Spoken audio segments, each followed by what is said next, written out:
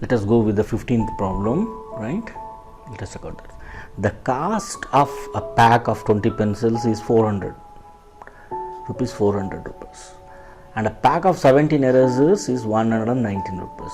If Krishna bought a 1 pencil and 1 eraser, how much would he pay to shopkeeper?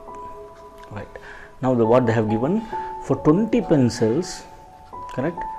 For 20 pencil, it is going to be 400 rupees, right?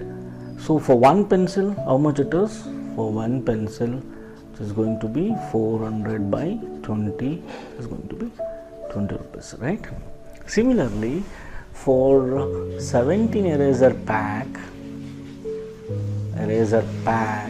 is equal to 119 rupees.